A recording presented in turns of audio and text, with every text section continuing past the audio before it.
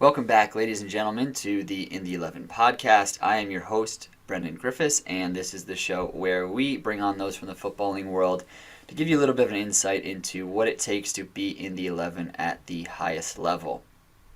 This week, we have the lads from Sheffield City on the podcast, In the 11, and we are discussing the formation and start of their new club in 2020 over in Sheffield, England, and also their pursuits to start a club here stateside, to start their sister club in the United States and kind of grow into that market as well. The only thing I wanted to mention here at the top is as we go through the story, through the episode, you'll hear that we mentioned the club is going to be starting in Greensboro, North Carolina. We talk a little bit about Greensboro and why the choice was to go there.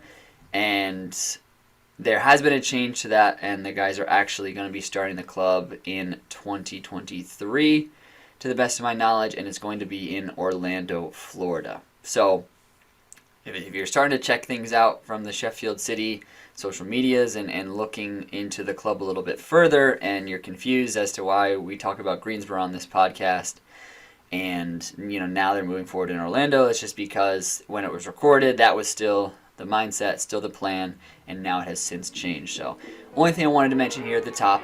Other than that, it's a great episode. I'm sure you guys will learn a lot. I had a lot of fun chatting with these guys, so I'll kick it over to there.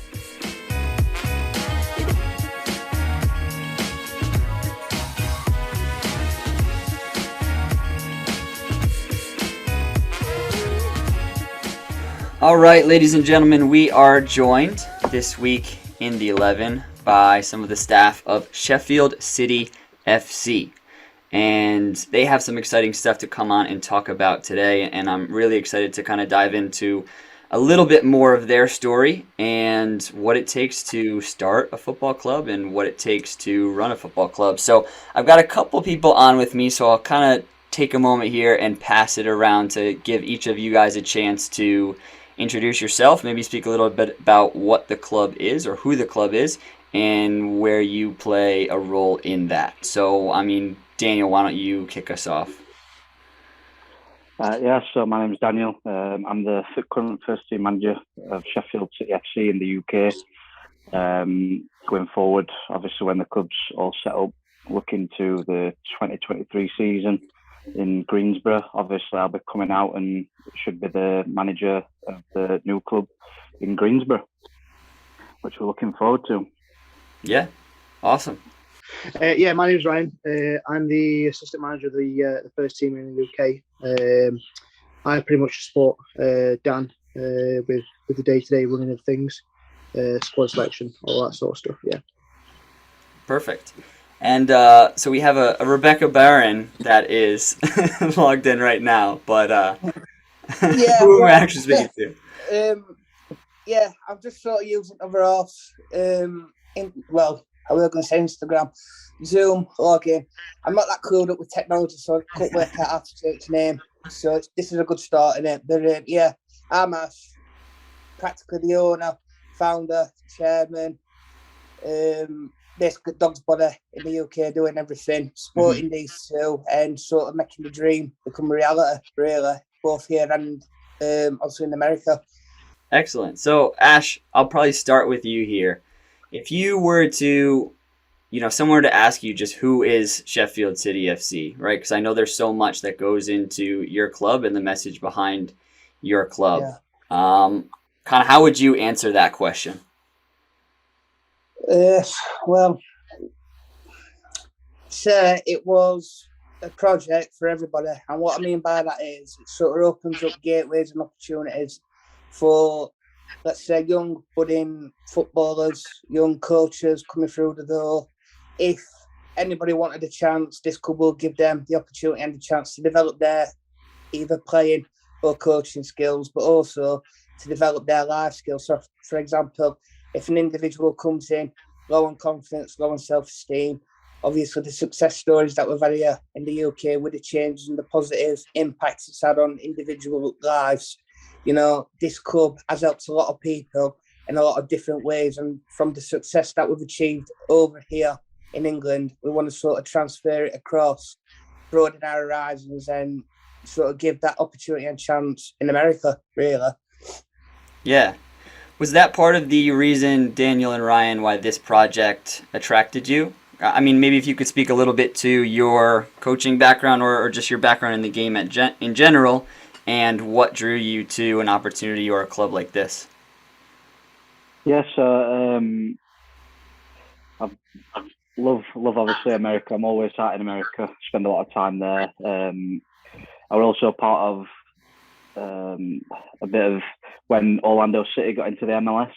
My friend who's from Florida, he used me as part of his speech to the local council and everything, as like internationals coming abroad. So obviously that were a big thing with, I go and watch Orlando City quite a lot in terms of things. So I do take quite a big interest in the American soccer, as I'll say. So yeah, it's something. It's a good project. Ash works really well, really hard for the club, and obviously that I'll continue and just to give more people more of an opportunity. And there's obviously a big opportunity in the United States for players that I've seen over the years, and it's just sometimes unlocking them potentials for people. Maybe it'd be us bringing the European game over to there and trialing how we play, seeing if that works, seeing if that unlocks their potential, but also creating a bridge between the two companies, the two clubs from UK and US, with more opportunity going from the US into the UK, obviously, because the English Premier League and stuff is a massive market. Yeah, absolutely. What was the allure or the draw for you, Rye? Yeah, so I was playing at the time. Then the pandemic hit, and I was released from the club that I was at. And then I didn't play any football for about 18 months.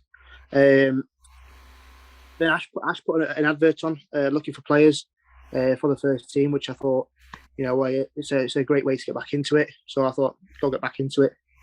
I went for the trials, and Ash approached me asking if I'd look after the under 23s at the time. So I started off as the assistant manager of the under 23s, and within 2-3 months, Dan approached me and asked me to step up to the first team as assistant manager. So I've stepped up since then and helped him. Awesome.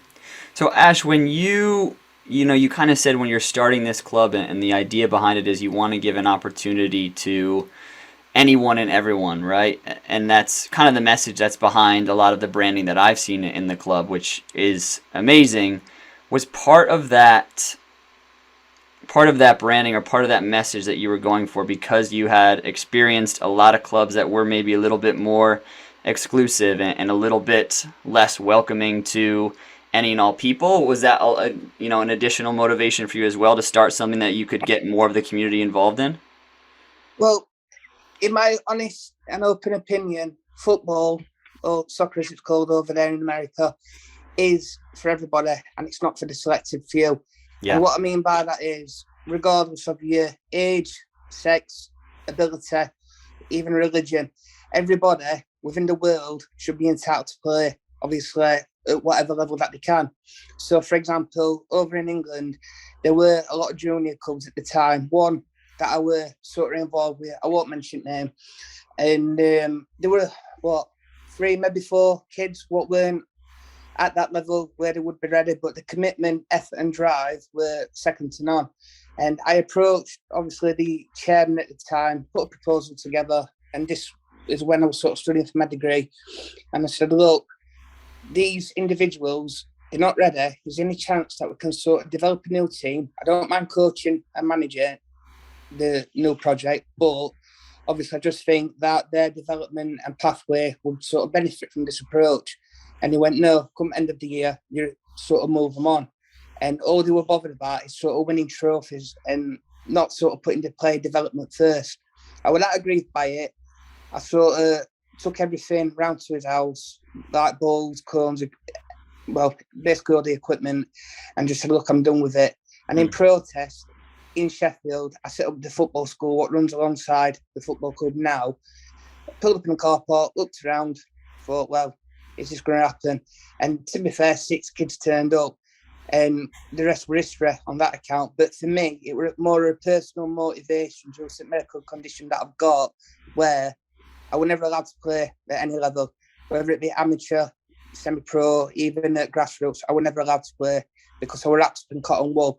And for me, I want, obviously, people coming through, whether they're a kid, whether they're an adult, having that opportunity and chance that I never had.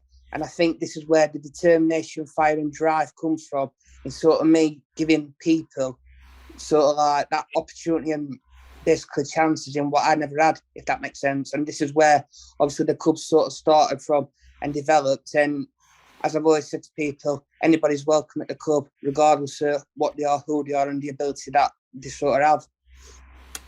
Yeah, and I have to ask you, I mean, I think that motivation probably drove you and more than enough to be able to do everything that it takes to run this club. And I'm sure, as you've experienced, there's 1,000 things that are on your plate constantly just in running a club. But, you know, unless I'm mistaken, I think I read that you started in 2020, which probably no one could have predicted that a pandemic would have also been another thing that you would have had to, you know, all three of you guys would have had to maneuver and navigate through as well.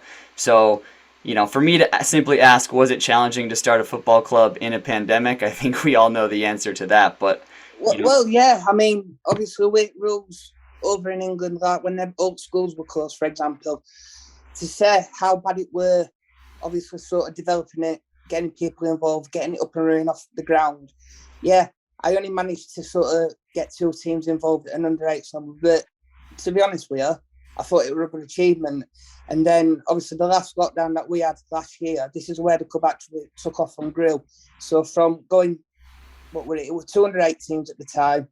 So we, space of 12, 18 months, we've gone from 2 to 12. And obviously, recently this week, we've got the good news of where the academy structure will come into play from next season, as well as the college courses, what we're going to be offering as well. So we, in less than 2 years, we've practically gone from 2 teams to sort of linking in and integrating with the football school more in sort of providing the whole new coaching and player pathway and experience, really. Mm-hmm. So, Daniel, maybe you can speak to this a little bit, because obviously in the youth ages, you want to focus on development, and again, that model of we want this to be a sport for all, where anyone in any ability level, anything, can come and play. But there does come a point as you get maybe to the senior level where also being competitive and winning games is a factor that people are looking for as well when they're looking to play for a club. How do you feel, as a coach for the first team, how do you feel you are able to balance that between we want to give everyone opportunity to play, but we also want to, put a good team forward that we can go and compete and win some games? Well, I think since obviously I've been really young, I were always really, I just wanted to win. So that's just an ambition of mine that, I want to win every game, and no game is any different. So you always want to win. But I think the good thing what me and Ryan have got with the first team is that although we want to win every game, and we obviously sort of demand that from the lads, to really put in the shift and hard work, we also have that development side of things. So, if there might have been people at the start of the season that come in that weren't fit enough, and all of a sudden now they're absolutely flying just because they've had a bit of an arm around them. So, just it doesn't necessarily mean that you don't have to want to win every game. You can still want to win every game, but you can also balance it out by, giving people that extra bit of help that they need, or just putting your arm around, having a chat to them and stuff like that. So there's always a way of balancing it out so you can still get the best of both worlds. Yeah. And Ryan, I'm sure maybe it can be a lot of the same similar things for you, or it can be maybe different coaching or managing the U23 side. There maybe is a little bit more of that focus on development for the players. What differences do you notice between managing the 23s and when you step up and you get involved with the first team? Over here, I think the first team from stepping up to the 23s was more of a drive, more of a passion to play, more of a passion to win. Whereas the 23s, they're still budding. They are trying to develop, but they haven't got the understanding of the game which the first team have. And me and Dan, we focus heavily on analytics and analysis. So we study the games, we study the opposition, and we bring all this data in, which we wouldn't be able to do on the under 23s level. What kind of data are you guys looking at? I think that would be interesting for people to know, what data is it that coaches or managers look at, and then how do they use that to influence their training sessions or influence the way they approach matches? Yeah, so I'm my background is analysis and scouting. So my job is focused on that data. The data that we focus on is your press, so the passes per defensive action. So how many passes we get in before that ball gets cut out.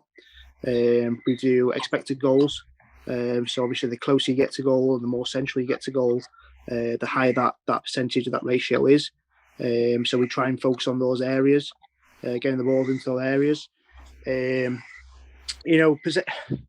Possession. I know it's a big thing, but it doesn't win you games, and which we've learned from. So we play a possessive build-up game, but it's very, very, very attacking. It's very, very offensive.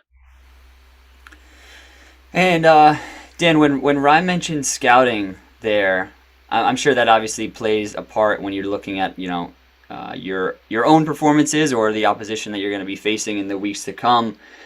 I imagine it also plays a little bit of a role in, as you're developing that style of how you want to play, can you find players who can fit what you want to do and play the brand of football that you want to. With the club's initiative of wanting to have an opportunity for all, what is kind of the way in which you attract players to the club? Is it all kind of through players who have the desire to come join the club and they come on trial, or do you guys go out and seek players who you think can benefit the mission of what you guys are trying to do as well? I think obviously when we first started as a club, we held like a couple of open trial sessions for people to come.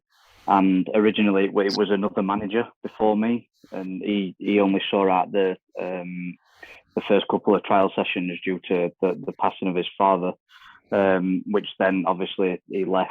So I come in as the manager, and I think sometimes you just if you've got a certain way that you want to play and you've got that system, it's just about getting people to buy into it, into how you want to play. So the way, as Ryan just explained, the way we like to play in pre-season, it was just a lot of hard work with the lads, because majority of the lads probably wouldn't have been up to scratch with our play. Because obviously in England, it's like a bit of two sides to how we play. One's a lot of kicking ball long, one's a lot of possession. So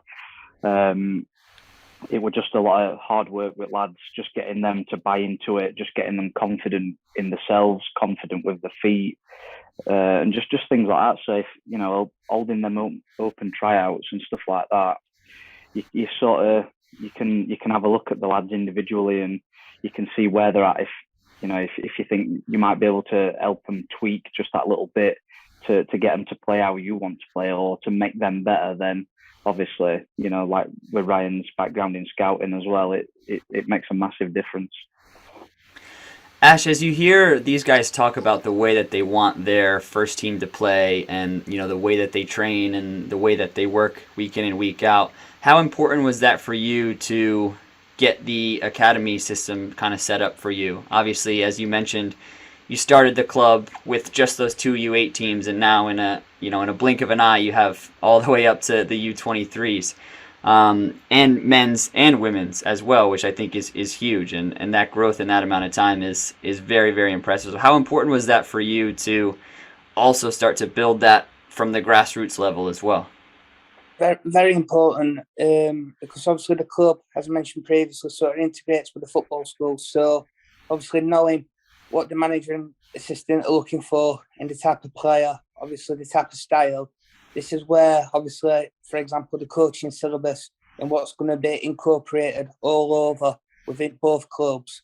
This will sort of help them, meaning Dan and Ryan, and also any future managers or coaches coming through the door, what the club wants in a player, what the club wants in a team, how we're going to sort of get there, how we're going to sort of enable them to perform, but also from my point of view, the support, whether it be in the form of like a sports psychologist, will be found, let's say, and sort of making us different and stand out, putting the player development first, but obviously giving that setup and support, which will compare us to other clubs, we will stand out, if that makes sense.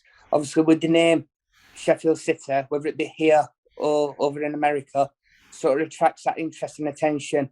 Obviously, you look at sort of Man City, for example, with us, obviously the UK version, that is, we've got Sheffield Wednesday, Sheffield United, and obviously Sheffield FC, oldest club in the world. And I see it as this, obviously with the name and the brand, both here and abroad, we can sort of repaint a new future and generation, and obviously enabling new players to sort of come through the door, but also new styles of play to be sort of created, as well as coaching styles as well. So yeah, it is very encouraging, really, for me. Yeah, I think it's an encouraging thing as an outsider too, because while the English academy systems are, I think, incredible for developing top level players, and the results speak for themselves in that regard, I think there's also lots of stories that you hear about so many players who, you know, maybe are cut at a young age, or they talk about how ruthless and harsh some of these academies can be, and we hear lots of stories of players who have sometimes really sad endings to those, you know, footballing careers. So I think, as you mentioned, it's encouraging, it's refreshing to hear someone with a little bit of a different mindset, a different approach to that academy system, to have those players be in a different environment growing up. I mean, you just got to look at, let's say, Jamie Vardy, for example. Obviously, he got released by Sheffield Wednesday, went off at rails a bit, rebuilt his career, and then now look at him. Obviously, he's sort of invested into a new American team in MLS, and look at achievement, what he's done. Yeah, I know, obviously, we started brand new, not having, let's say, the money behind us, but obviously with the right work ethic, determination and fire, and the right people around you, as well as sort of pushing the reputation for what we stand for, will sort of enable us to sort of stand out in the crowd, if that makes sense. Yeah. And obviously with the right attributes that we're going to be sort of bringing over to America, you know, it's anybody's, it's there for taking, really, and sort of generating that player and coach opportunity, and just sort of establishing that link between America, England, and maybe Europe as well. Yeah, and I know we've hinted at a little bit as we go through the episode here, but in the past 2 years, you know, you've gone from, like you said, 2 teams to now full academy, men's and women's, right? We have first team, we have all this, and you're talking about continuing to add more roles, more people involved in the club, and so, you know, why not make it a little bit harder? Let's go start a club in America as well. Add a little bit more work to the plate. So, you know, what's the goal of, I know you mentioned, can we build that connection, right? Build that bridge between England and, you know, in this case it'll be Greensboro, North Carolina. So what's the goal? What's the mission of starting over here in the States? To provide, well, I'll let Dan answer that one first. Go on, Dan. I think it's just building on the clubs, and like I said, building them bridges between UK and US.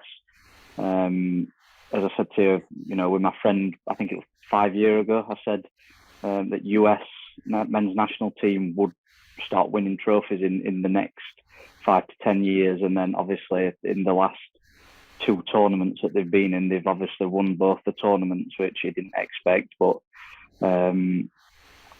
there's not a lot of players coming to UK. There's a lot of players going to Germany and places like that, but there's not a lot of players that come into UK. And you know, if we're seen to being able to try and bridge that gap with sending players over from the US into UK game, then you know it's massive going forward, and it just creates a better atmosphere in football. You know, and a lot of people talk about the expenditure of youth soccer. You know, how much it costs to put them in teams and everything. You know, we're quite lucky in the UK that it's partially free, bar, you know, £4 or £5 a week subs. It's a big difference to anything up to 10 grand. I think it can be for a season, can't it? Yeah. So it makes it a lot harder because these starting from young kids, they don't really want to be playing these sports because of how expensive it is. So if we're a club that can provide better opportunities getting into UK, then it's massive for sport. Yeah. And Rye, what are some of the things that you're trying to accomplish as well with starting this club in North Carolina? And as you heard Dan mention there, I hope that you're ready to start calling it soccer because football is going to confuse a lot of people down there. Yeah, I mean, like Dan just mentioned about bridging the gap. I believe that the gap's there due to the different playing styles. I believe the American version of soccer is very different to the UK one. And I think by going over there and trying to introduce the UK style, the traditional style, will help bridge the gap between the UK and the US. So when you've got the American players coming over to the UK, they're already into that style of play. They've already got a good understanding of how that play works.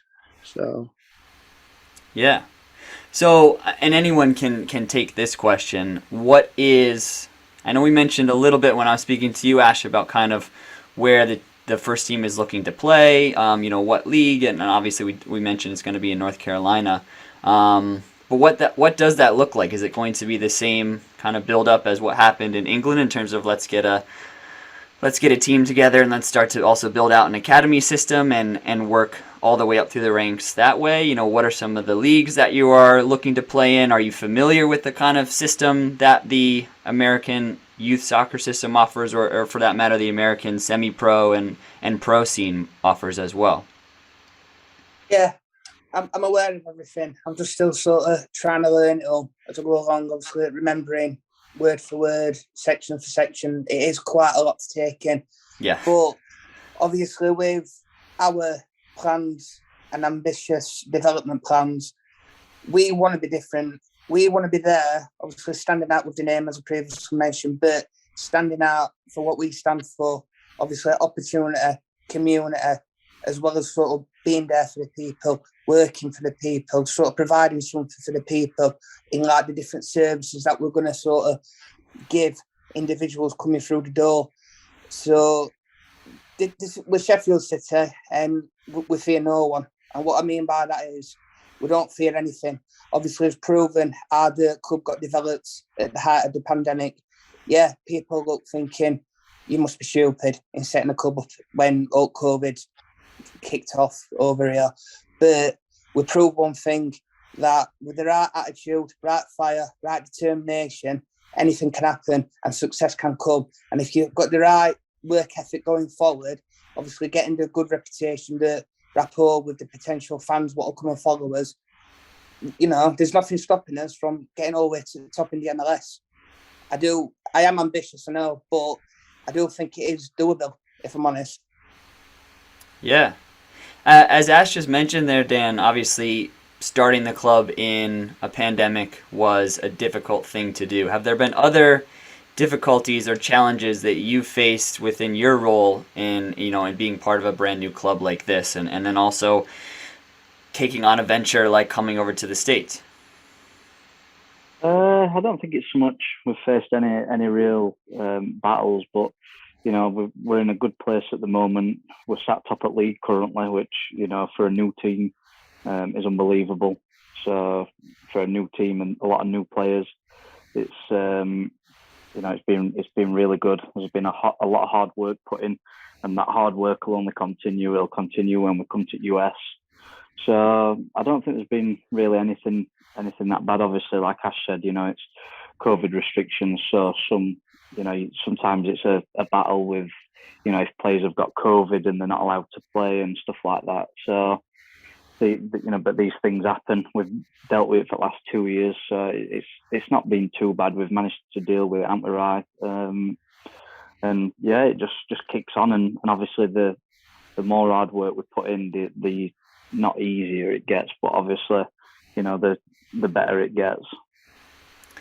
And Rye, as you heard Ash mention there before, that the American soccer system is very different, and it's often confusing to be able to follow. And I can even say, as someone who is in the system, it often is confusing to me, and we don't understand. There's a new league that seems to start every year or every month for that matter, and how they all fit together is often a bit of a puzzle that you have to try and put together. Whereas, as Dan just mentioned, when you're at the top of the league in England, there's kind of a clear ladder that you can climb, right? You perform well, okay, we can move up, and so on and so forth.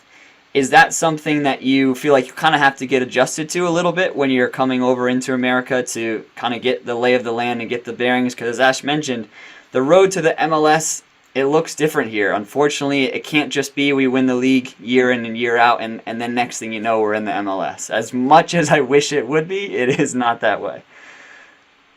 Yeah, of course. We've obviously studied the American game, and it's very, very different to the UK game. In regards to promotions, relegations. But at the minute, like Ash said, it's about creating that club where everyone's welcome. But you can turn up. We're not going to turn you away, no matter the ability, gender. But we're not going to turn you away. So we're just trying to create that infrastructure now. So we've got a development plan, and then that's when we start moving to, challenging for the MLS, challenging for the USL champ, and that's pretty much the pathway we're going to go for, I think. Yeah, and maybe we can kind of split this part into two questions here, and we can have Ash answer, the one side, and you guys talk about the American side of it. But, as we've laid out here, you've done so much in the early stages of this club, but obviously there's so much more that you're looking to do. Where do you kind of see, if we were to say in 5 years, what does this club look like? How has it evolved, or what are the things that we're looking to add? And, in your perfect vision of what Sheffield City looks like, what are some of the things that you see? At both sides of the pond, though. Well, how about you go the English side, and we'll let these guys answer about Greensboro. Right. Yeah, well, look, I mean, the 5-year development plan that I originally set out, obviously before our first men's team, women's team come, we'd achieved that, in 12 months. So obviously, the original 5-year plan has practically been achieved already, So in another 5 years, I want to be in the National League and eventually pushing to get into the English Football League, League 2.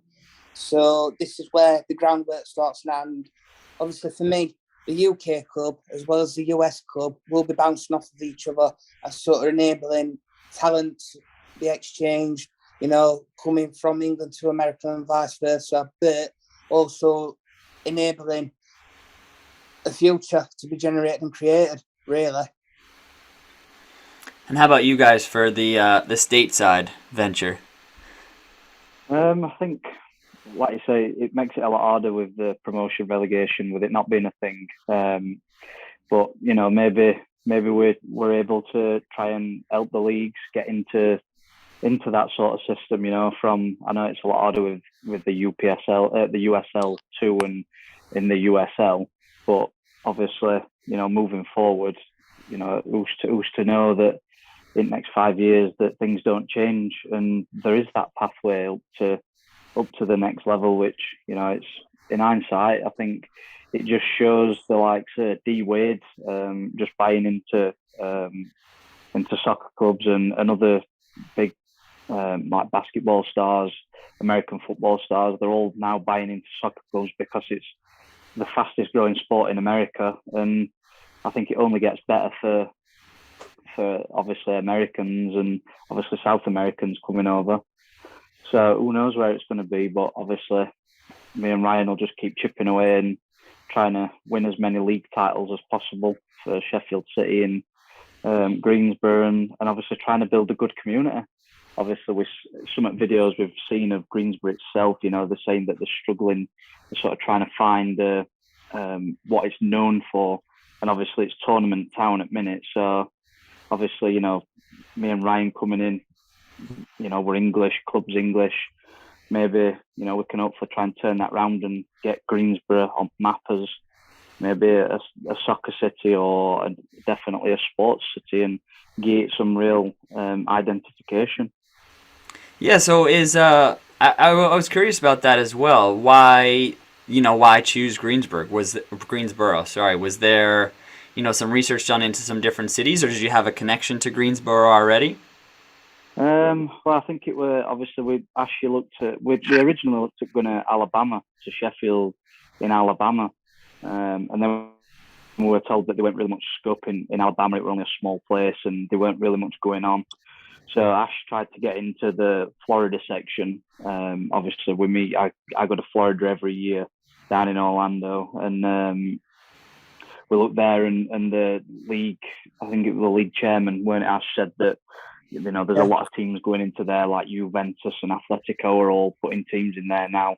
And he said, why don't you look at North Carolina? And I think it was Greensboro and somewhere else. And obviously, I know Charlotte had just got into MLS.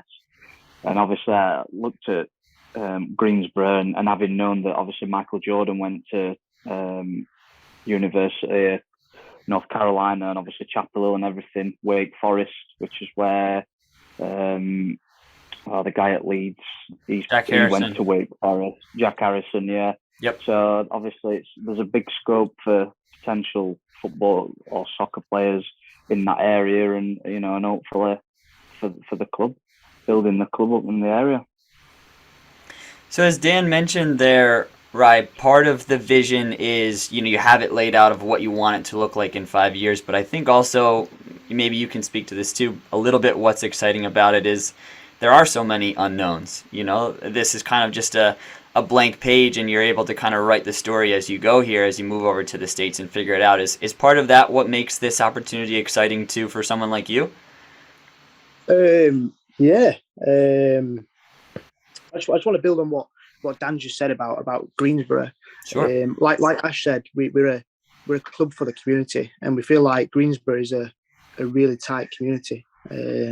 So it's one of the we don't want to think that we chose Greensboro because it was the last choice, but because it wasn't. We chose Greensboro because the community is really, really tight, and already we've had so many messages on Instagram, on our social medias from the community wishing us luck, or they wanting to get involved.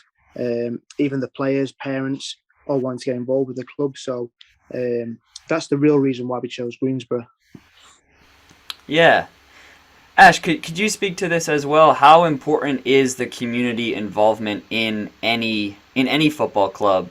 It was something that I experienced in Europe, which I think is really unique to Europe, that there's such a connection for people in their community to their local club. Even if you're not a player or you're not a coach, maybe you go down every weekend and you watch the games, or you, like you said, you volunteer, or you feel attached to that club. And I think it's something that America could use a little bit more of. Well, a prime example, look at the failed attempt for the European Super League, when you've got Arsenal, Chelsea, Liverpool, Man U, Man City wanting to leave. At the end of it, yeah, the Premier League is a multi-billion-pound business, which, no disrespect to those clubs, they treat the fans as customers. And what we're trying to achieve is we're putting the community first, we're putting the fans first, whether it be here, whether it be in America. My thought is that football is for the working man. And what I mean by that is, obviously, with the failed attempt for the European Super League, the clubs were just thinking about the money. They weren't thinking about the fans coming through the door. They weren't thinking about a working class individual working all week, looking forward to go and watching his or her team at home or in an away stadium. And when you think about it here, obviously England gave football, soccer to the world, and really we want to sort of enhance that reputation, sort of get everybody thinking again, get everybody understanding what we're trying to do. And obviously, really, football is for the working man, and this is where the community aspects and everything else, such as your mental health benefits, the physical benefits, comes first. And obviously the club here and also in America. So Dan and Rye, what are some of the ideas that you guys have to really get the community of Greensboro involved with the club? Beyond just obviously those players that you'll be able to work with, and hopefully getting people opportunities on the coaching side of it. I think, like Ashley just said, obviously, in likes of Sheffield, obviously, I'm a Sheffield Wednesday fan. And in places like this, we live and breathe football, so it's literally a thing. And obviously, just for me, I obviously watch a lot of like the Netflix series like Title Town and all stuff like that. And there's a lot of fans that they're really engaged with the college and stuff like that. So if we can build on things like that, because I think a lot of players come from colleges and universities to play in the UPSL and stuff like that. So obviously, if we can build, relationships with universities, with colleges, and obviously give the lads, and obviously when the ladies teams come and things like that, the opportunity to be able to come and play for us, I think it'll make a massive difference. And they all seem to be tight knit and just be able to go up and speak to people and stuff like that. So, and that's the kind of thing we want at the club, just to come down, enjoy the game, enjoy being part of it, and actually feel like they're part of something, not just there to watch and handing over the money. You should be able to feel like you're part of it. Yeah. Is that, you think, an important role for someone like you, Rye, as well, as an assistant, to make sure that the team feels like that kind of tight-knit group? I know it's always something that I felt like as an assistant. There's sometimes a little bit of a disconnect between the manager and the players, just because they're the ones, that are making those tough decisions week in, week out. Who's going to play in what position, all those types of things. Do you think that that's an important role that the assistant plays in kind of making sure that the group is cohesive and likes to be around each other and wants to work hard for each other? Yeah, and I think that's where me and Dan bounce off each other. Sometimes we can play the good cop, bad cop kind of thing. I know who to put an arm around, and Simo knows who to, give the telling off. But we both have a laugh at training. But it's very different to any other club that I've been to. We're a real close team. Like whether you're, we can only name 16 on a Saturday. Whether you're the 18th player and we can't name you. They still turn up, they still watch, they still support the boys. No matter if it were home or away, no matter if you're travelling 20 plus miles, they're still there, they're still watching the lads. So yeah, we're a real tight group, including all the coaching staff as well. Ash, is that sort of the feedback that you've gotten from those that are involved with the club, in whatever capacity? Because I noticed you guys kind of mentioned, like, we're trying to do this differently, right? We're not trying to be like just, any other club in the world. And is that some of the feedback that you get from people who maybe are coming from other clubs, or maybe this is their first opportunity with football, that they're like, something feels different about this. This is a special place. Yeah, it is a special place because we've got the right personnel behind it. And what I mean by that is, from when obviously individuals are getting involved with the club, the rule is you've got to do right by the club. And what I mean by that is, if you're not committed, and if you're not good enough, you'll get shipped on. And once you've sort of left the club, you will never come back. And I think obviously the morals where I come from, and I sort of hammer it into people, they're sort of sharing the same understanding, thoughts and beliefs. And I think this is why, whether it be at junior, ladies, men's, or at any other level within the club, where the connection is there with the player, with the coach, with the other club officials, and obviously with the morals, how we've been set up, how we've been developed, this is where we're different, if that makes sense. So that's how it's sort of all come about, really. Yeah. I think I can just shed a bit of light on that. Like our media guy, he's from down London way, and he's come to university, and he's been at some pretty decent clubs down in London, working and stuff like that, and playing himself at a good level. And within 2 or 3 weeks, he was doing his thing, and he was just like, "This is the best club I've ever been at. This is better than some of the football league teams that he's been at in terms of how it's run and how good it is at training." Even in training, we train to a high standard. We never let the standards drop. And as Raya said, I am the one that has to give out some shoeing sometimes, a bit of the old air dry treatment, but I also create a family between us all.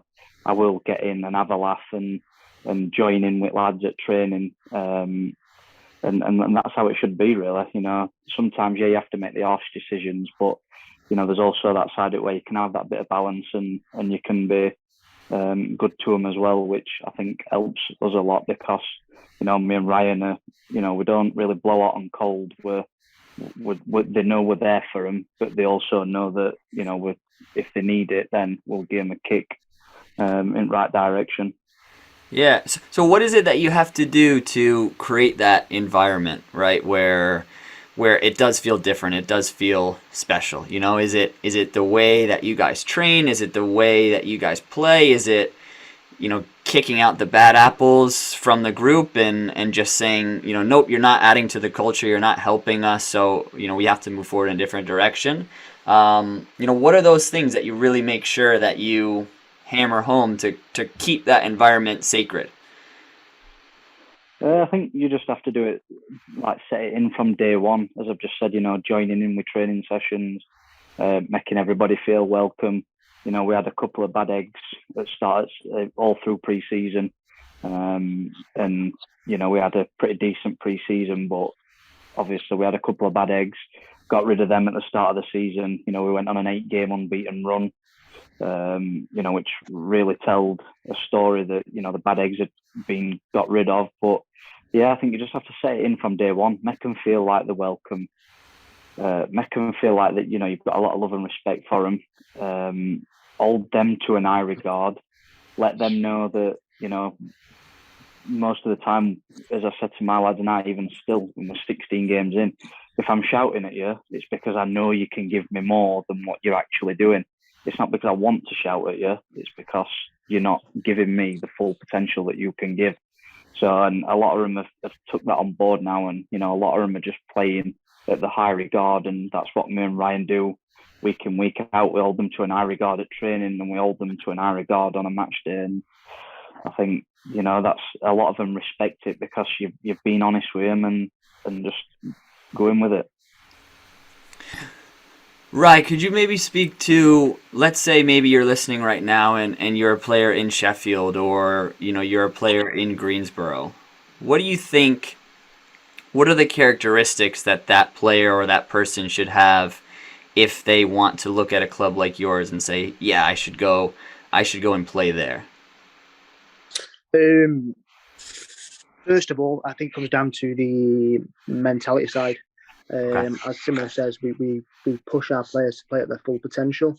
So having that drive and that work ethic on and off the ball, that's absolutely massive for us in the way we play, the style we play. Understanding of the game as well. You know, me and Simon are massive believers that me and Dan are massive believers that you don't have to be the best player technically, but you can be the hardest working. I mean, you can play against the best player in the world. You don't give him time to turn. You don't give him time to take a touch. You don't let him pass the ball just through work ethic, and he'll have a quiet game. So we're massive believers on the mentality side, the psychological side, rather than, you know, the technical side. And Ash, as Ryan just mentioned there, that you know, you're looking for people who are going to work hard, and they're going to work hard for each other, right? And they're going to come in with the right mentality. I have to imagine, especially as we've talked here, that has to come from the top down. You know, they see someone like you that is going to work so hard for this club to make it become a reality, that, you know, that's going to then translate down the ladder and down to those individual players. Would you kind of agree with that? Yeah, I'd agree with it. But also, whether it be here, whether it be in Carolina, to wear the Sheffield City shirt, the Sheffield City colours, in my opinion, it's got to be an honour for anybody to walk through the door. Obviously, from where the club's come from how it's been developed, how it's been equipped with the support of individuals and local businesses. If I'm honest, my honest personal view is that people have got to die to wear that badge. And what I mean by that is, you know, you've got to be lucky, you've got to be honoured. And it's like what these two will probably agree with. We don't take any bad individual on. And what I mean by that is, any trouble causers, they're not welcome at the club. And this is how, obviously, now we're sort of progressing and developing. But more than anything, you know, we're here for longer run. You know, you've heard of clubs coming through the door. sort of that effort short term. And that, speaking of good game, Sheffield City is a club that isn't. So we're not going to be a club that's we're going to say, oh well, we're going to do this, we're going to do that. When we say we're going to do something, we do it, and this is, as I said, what makes us different from anyone else. Yeah, it's that commitment, like you said, that commitment to the badge, the commitment to the club. Correct. You know, like I spoke about a little bit before, it was always something that I liked about the way, you know, football worked in Europe, was just everyone was committed, and especially at those lower levels where, you know, guys have full-time jobs that are playing for the first team, and they're taking time out of their night or out of their weekend to come in to train, but they don't come and just, you know, cause problems or kind of slack off in training. It's everyone's there and they're committed to a common goal, and I think that's what's really unique. And so if you guys can capture that and bring that to a community like Greensboro, I think that would be pretty special. Yeah. So as to kind of wrap up here, how can people, you know, and we can talk about this in terms of Sheffield City over in Sheffield, or, you know, as the new club coming to Greensboro, how can people learn more about the club? How can people who maybe want to get involved do so? You know, what are the kind of things that you're looking for people to get involved with? I mean, Ash, maybe you can kick us off in that regard, and we can go, you know, to the Greensboro side as well. Well, obviously at UK Front, we've got a website, so obviously people can log on to that and look us up. We are on Facebook, we are on Instagram, Twitter, and we've also got our YouTube channel. So if anybody out there is watching, please subscribe to it, and it will help us boost our following. Absolutely. And guys, how about on the Greensboro front? I know obviously we're a little ways out from, you know, the actual move taking place, but what are some of the things that you are looking for people to start to check out, to start to know about, and what are you looking for in terms of involvement? I think pretty much same as what Ash has just said. In terms of, you know, we've got the social media platform, Instagram, for the US page. So that's, you know, that's massive. You know, we just keep putting little snippets on. Obviously, you know, if people want to see sort of what's going to come to the US side, to Greensboro, you know, they can follow our English page, and, you know, they sort of see exactly what's going off. You know, there's a lot of photos at lads, and, you know, there's certain bits coming up, and, you know, we are trying to evolve every day. But, you know, if anybody wants to find anything out, or, you know, just a general chit chat, me and Ryan are both on the Instagram page. When the management were announced, you know, they can add us on Instagram, give us a message if they want to find anything out.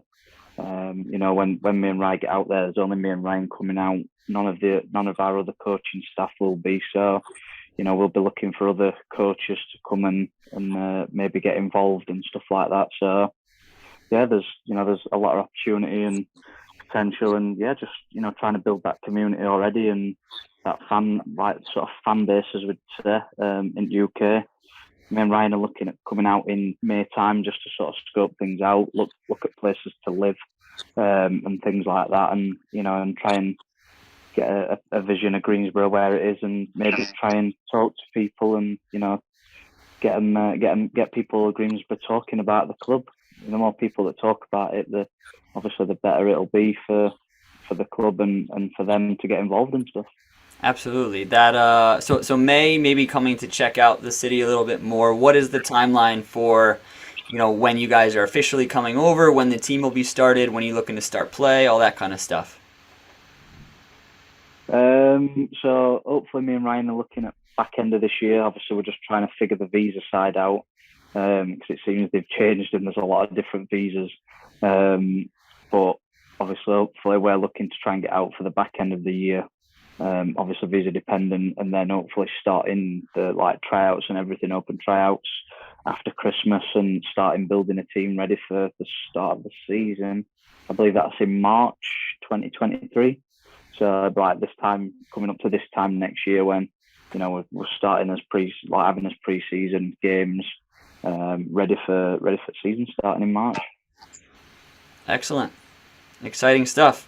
Exciting stuff. Did we miss anything? Anything else that we need to hit? Not from me now. No, Awesome. I think I'm all right. Ryan, have you got out? No, I'm all right, mate. Awesome. Well, I appreciate you guys taking the time out to jump on the pod and share a little bit about your project. Super excited to hear about it and super excited to see how it all comes to fruition. So I can't thank you guys enough for taking the time. That was the episode for this week. I want to thank Ash for setting this up and for bringing his coaching staff on as well to give a little bit of a more well-rounded view of the club as a whole and everything that those guys are trying to do. It was a pleasure speaking with them. I hope that you guys also enjoyed the episode, and I appreciate all of you who are listening. As I mentioned in some past episodes, the podcast is growing, which is awesome to see. So I would ask you to continue to help that growth, and if you like the show, if you like this episode, share it on social media, tell a friend about it, somebody that you know that is interested in the footballing world. I think this is a great podcast for them to check out. So, thank you so much to the Sheffield City boys, and I will catch you guys all in a bit.